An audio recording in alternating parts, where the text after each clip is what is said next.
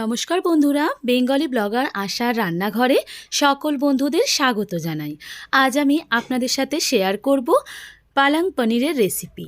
পালং পনির বা পালক পনির এই শীতকালে ফ্রেশ পালং শাক দিয়ে কিন্তু অসাধারণ স্বাদের হয়। আসুন রেসিপিটা তাহলে দেখে নেওয়া যাক। ভালো লাগলে রেসিপিটা একটি লাইক করবেন, চ্যানেলটি সাবস্ক্রাইব করে আমার পাশে থাকবেন।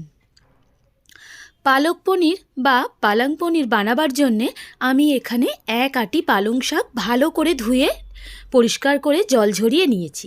এখানে 500 গ্রাম মতো পালং শাক আছে। এদিকে একটি পাত্রের মধ্যে বেশ কিছুটা জল ফুটতে দিয়েছি। তার মধ্যে 1 টেবিল চামচ চিনি দিয়ে পালং শাকটিকে 5 মিনিট মতো সেদ্ধ করে নেব। দেখুন, ঠিক এইভাবে চিনি দিলে পালং শাকের যে কষ ভাবটা থাকে সেটা কিন্তু থাকে না, আর খুব সুন্দর করে সেদ্ধ করে নিতে হবে। 5 মিনিট মোটামুটি হয়ে এসেছে, গ্যাসের ফ্লেম বন্ধ করে দিলাম। এদিকে আরও একটি পাত্রের মধ্যে ফ্রিজ থেকে বের করা ঠান্ডা জল আর তার মধ্যে কয়েক টুকরো বরফ দিয়ে দিলাম। তারপরে পালং শাকগুলো এইভাবে গরম জল ঝরিয়ে তুলে ঠান্ডা জলের মধ্যে ডুবিয়ে রাখবো কিছুক্ষণের জন্যে। ঠান্ডা জল থেকে ভালো করে চিপে মিক্সার জারে নিয়ে নেব। জল কিন্তু ভালো মতো ঝরিয়ে নিতে হবে, না হলে পালং শাক ব্যাটারটা বা যে পেস্ট করব সেটা খুব পাতলা হয়ে যাবে। দেব 2 টেবিল চামচ টক দই, 1 টেবিল চামচ আটা, 7 থেকে 8 কোয়া রসুন, 4 ইঞ্চি আদার টুকরো আর স্বাদ অনুযায়ী কাঁচা লঙ্কা। এখানে আটাই দিতে হবে। আটা দিলে এটা যখন কষাবেন, কষানোটা খুব ভালো হয়। এদিকে দেখুন, এই ব্যাটারটা আমার তৈরি হয়ে গেল। ঝাল আপনারা যে যেরকম খাবেন সেরকম দেবেন। তারপরে আমি এই পালং শাকের পেস্টটিকে একটি গ্লসি করার জন্যে 1 টেবিল চামচ সর্ষের তেল মিশিয়ে নেব। আবারও একবার মিক্সিতে ঘুরিয়ে নিলাম। এদিকে কড়াই গরম করে তার মধ্যে সাদা তেল দিয়ে 200 গ্রাম পনিরকে কিউব করে কেটে নিয়েছি।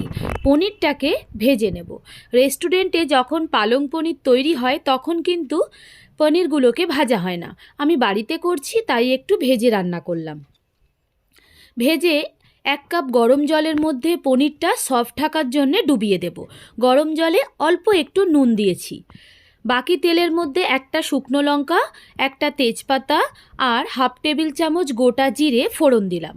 ফোড়ন থেকে একটু গন্ধ বেরোলে 2টো ছোটো সাইজের পেঁয়াজের কুচি দিয়ে দেব।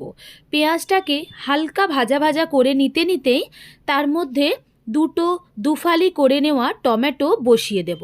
টমেটোটাকে কিন্তু আপনারা বেটেও দিতে পারেন। আমি এইভাবে দুফালি করে ওপর দিয়ে একটু লবণ ছড়িয়ে কিছুক্ষণের জন্যে ঢেকে দিলাম। মোটামুটি 3 মিনিট পরে ফিরে আসলাম। টমেটো স্কিনটাকে ঠিক এইভাবে তুলে নেব। টমেটো একদমই নরম হয়ে গেছে। খুন্তির সাহায্যে টমেটো আর পেঁয়াজকে এবারে কষাবো। টমেটো পেঁয়াজ ঠিক এইভাবে কষিয়ে নিয়ে দিয়ে দেব যে পেস্টটা পালং শাকের তৈরি করেছি সেটা। এখানে কিন্তু ধনে গুঁড়ো, জিরে গুঁড়ো, লঙ্কার গুঁড়ো কিছুই ব্যবহার করলাম না। এভাবে ধনে গুঁড়ো, লঙ্কার গুঁড়ো, জিরে গুঁড়ো না ব্যবহার করে দেখুন, এই রান্নার স্বাদ কিন্তু ভরপুর হয়। মিক্সার জার ধুয়ে সামান্য একটু জল যোগ করে গ্যাসের ফ্লেমটা মিডিয়ামে দিয়ে এই পর্যায়ে ভালো মতো কষাবো। যতক্ষণ না কষাবো পালং শাক দিয়ে তেল রিলিজ করছে। দিয়ে দিলাম স্বাদ মতো লবণ আর সামান্য একটু চিনি, যেহেতু আমি এখানে টক দই ব্যবহার করেছি। ভালো মতো পালং শাকটাকে এবারে কষাতে হবে। দেখুন, ভাজতে ভাজতে একটু কালার তো চেঞ্জ হবেই। এরকমভাবে পালং শাকটা ভালো করে ভেজে নিচ্ছি। দই দেওয়া আছে, তার জন্য তেলটা রিলিজ করবে। ঢেকে দিলাম। 4 মিনিট পরে ঢাকনা খুলে দেখুন, পুরোপুরি তেলটা ওপরে ভেসে উঠেছে। খুব ভালো মতো কিন্তু ভাজতে হবে। আমি আবারও বলছি, যত ভালো করে ভাজবেন পালং পনিরের রেসিপি তত ভরপুর হবে। ভালো মতো ভাজা হয়ে গেছে। এখন যে পনিরটা জলে ডুবিয়ে রেখেছিলাম, জল শুদ্ধ পনিরটা দিয়ে দেব। দিয়ে আরও একটু জল দিয়ে আমি ফুটিয়ে নেব। এই পর্যায়ে আপনারা একটা এলাচের গুঁড়ো বা গরম মশলার গুঁড়ো বা কাসুরি মেথি গুঁড়ো করে দিতে পারেন। আমি শুধু 1/2 টেবিল চামচের কম গরম মশলাই যোগ করলাম। গরম মশলা দিয়ে আবারও মিশিয়ে একটু গ্যাসের ফ্লেম বন্ধ করে দেব। তারপরে গরম গরম সার্ভ করব পালক পনির।